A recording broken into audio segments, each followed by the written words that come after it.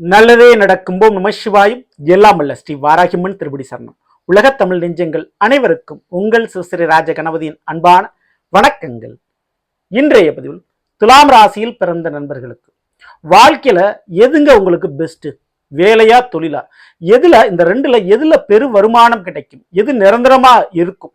அதுல வேலைன்னு எடுத்துக்கிட்டா அரசாங்க வேலை கிடைக்குமா, இல்ல தனியார் வேலை கிடைக்குமா, இல்ல வெளிநாட்டு வேலை கிடைக்குமா? தொழில்னு எடுத்துக்கிட்டா எந்த துறை தொழில் உங்களுக்கு சிறப்பான ஒரு நிரந்தரமான ஒரு வருமானத்தை கொடுக்கும்? ஆக மொத்தம் அந்த வேலை தொழில் விஷயத்த டீட்டெயிலா விரிவா விளக்கமா நம்ம பார்க்க போறோம் துலாம் ராசியில் பிறந்த உங்களுக்கு. ஸோ பதிவை ஃபுல்லா பாருங்க. மேலும் நம்ம சேனல்ல 2024 வருடத்தினுடைய புத்தாண்டு பலன்கள் துலாம் ராசியான உங்களுக்கு எப்படி இருக்கும் அப்படின்றத பத்தி ஏற்கனவே ஒரு பதிவிட்டாச்சு. பார்க்கலைன்னா நம்ம சேனல்ல போய் விசிட் பண்ணி பார்த்து பயன்பெற்றுக் கொள்ளுங்கள். மறக்காம நம்ம சேனல்ல சப்ஸ்கிரைப் பண்ணிக்கங்க. கூடவே தர்ற பெல் பட்டனை கிளிக் பண்ணிட்டு பக்கத்திலே ஒரு பெல் பட்டன் தெரியும், அதை ப்ரெஸ் பண்ணிட்டு ஆல்ன்ற ஆப்ஷனை செலக்ட் பண்ணி வச்சுங்க. அப்பனா தான் நான் பதிவிடக்கூடிய அடுத்தடுத்த பதிவுகள் உங்களுக்கு உடனுக்குடன் நோட்டிபிகேஷனாக வந்து சேரும். துலாம் ராசியில் பிறந்த நண்பர்களே, உங்களுடைய ராசிநாதன் சுக்கிர பகவான். இந்த துலா ராசிக்கு உதாரணமா கொடுக்கப்பட்ட ஒரு புகைப்படம்னா தராசு, எடை, அதாவது எடை போடக்கூடியது. நியாய தர்மத்தை சரியாக எடை போட்டு சொல்லக்கூடியவர்கள் நீங்கள்.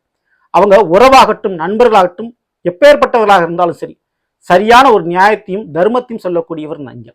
எதிரிக்கும் இரக்கம் காட்டுவீங்க, எதிரிகளுக்கும் வழிகாட்டுவீங்க நீங்க. ஸோ அப்படிப்பட்ட கேரக்டர் குணம் படைத்தவர்கள் நீங்கள், அதுல மாற்று கருத்து இல்லை. ஸோ உங்களுக்கு உதாரணமாக கொடுக்கப்பட்ட ஒரு இதே தராசு தான். ஸோ தராசு அப்படின்றது சொல்லணுன்ற அவசியம் இல்லை, எல்லா விதமான கடைகளிலும் இருக்கக்கூடிய ஒரு விஷயம். ஸோ அப்படி பார்க்கின்ற பொழுது நிச்சயமான முறையில் தொழில் அப்படின்ற விஷயம் துளாராசிக்காரங்களுக்கு கண்டிப்பா வந்துவிடும். அதுல எந்த விதமான மாற்று கருத்தும் இல்லை. தொழில் யோகம் உங்களுக்கு இருக்கு, அது இல்லைன்னு நான் சொல்லவே மாட்டேன். ஸோ அதுதான் இந்த துறை எப்படிப்பட்ட துறை அப்படின்றத நம்ம பார்த்துருவோம். முதல்ல தொழில் அப்படின்ற விஷயம் 10ஆம் வீடுங்க. ஸோ 10ஆம் வீடு தான் கர்மஸ்தானம், தொழில் ஸ்தானம். அப்போ துலாமிற்கு 10ஆம் வீடு எது அப்படின்னு பார்த்தா அது கடகம். அதற்கு அதிபதி யாரு? சந்திர பகவான். அந்த சந்திரன் 2ஆம் வீடான விருச்சிகத்துல நீசமடைகிறார், பலம் இழக்கிறார். அங்கதான் ஒண்ணும் இல்லாம 0 ஆகிறாரு. 10க்குரியவன் 2 நீசம் அடைஞ்சா என்ன பலன்? அதாவது 10ஆம் வீடு தொழில், 2 தன குடும்ப வாக்குஸ்தானம், கைக்கு வரக்கூடிய காசு பணம். அப்போ நீங்க தொழில் பார்க்கலாம், தொழில லாப பணம் சம்பாதிக்கலாம். ஆனா அதை மேற்கொண்டு தொழிலே நீங்க இன்வெஸ்ட்மெண்ட் பண்ணி தொழிலை டெவலப் பண்ணிக்கிட்டே இருப்பீங்க. ஸோ தொழில் ரீதியாக வரக்கூடிய வருமானம் தொழிலுக்கே மீண்டும் போய் செல்லும். ஸோ அதுக்கு வாய்ப்பு நிறைய இருக்கு. ஸோ அப்போ அதுக்குண்டான மாற்று வழி என்ன அப்படின்னு கேட்டா, 8ஆம் வீடான ரிஷபத்துல அந்த சந்திரன் உச்சம் அடைகிறாரு. ஸோ வெளிநாட்டில் பணம் முதலீடு செய்வது, வெளி மாநிலத்தில் அந்த தொழில் பண்றது, வேற ஒரு அதர் ஸ்டேட்ல போய் நீங்க ஒரு பிசினஸ் பண்றது, அல்லது பொருள் ஏற்றுமதி இங்கிருந்து தயாரிச்சு வெளிநாட்டுக்கு ஒரு பொருளை அனுப்புறது, ஸோ வெளி மாநிலத்துக்கு ஒரு பொருளை எக்ஸ்போர்ட் பண்றது போன்ற வியாபாரம் நீங்க பண்ணீங்கன்னா அந்த வியாபாரம் உங்களுக்கு அமோகமா நடைபெறும். ஸோ விவசாயம் சம்பந்தமான துறை, ஜவுளி சம்பந்தமான துறை மற்றும் மருந்துகள் சம்பந்தமான வியாபாரங்கள், அழகு சாதன பொருட்கள் மற்றும் சிறுதானிய உணவு சம்பந்தப்பட்ட விஷயங்கள் தாராளமாக பண்ணலாம். இந்த துறை எல்லாமே உங்களுக்கு மிகுந்த லாபத்தை கொடுக்கும். டிபார்ட்மெண்ட் ஸ்டோர்ன்றது துளாராசிக்காரங்களுக்கு கண்டிப்பா ஒரு யோகத்தை கொடுக்கும், அதுல எந்த விதமான தடையும் கிடையாது. ஏன்னா சந்திரன் தான் 10ஆம் வீட்டுக்குரியவன். ஸோ சந்திரனுக்குரிய காரகத்துவமான உணவு, ஜவுளி, ஆடை அலங்காரங்கள் போன்ற சம்பந்தமான தொழில் உங்களுக்கு கண்டிப்பா யோகத்தை கொடுக்கும், அது தாராளம் பண்ணலாம்.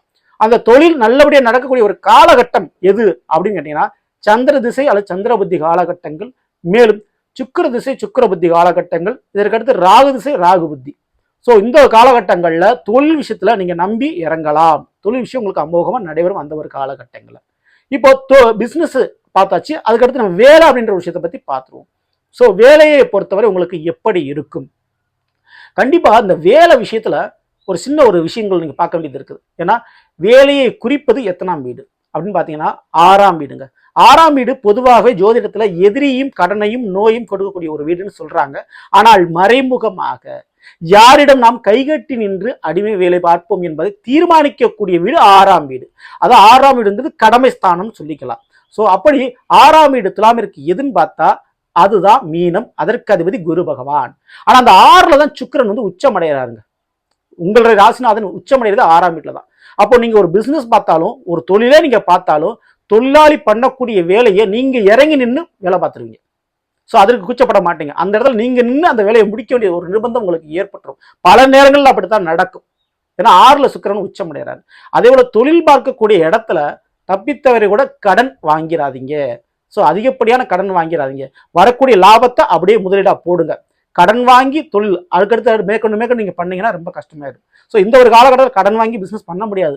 ஆனா அது முதல் தடவையாக இருக்கலாம்.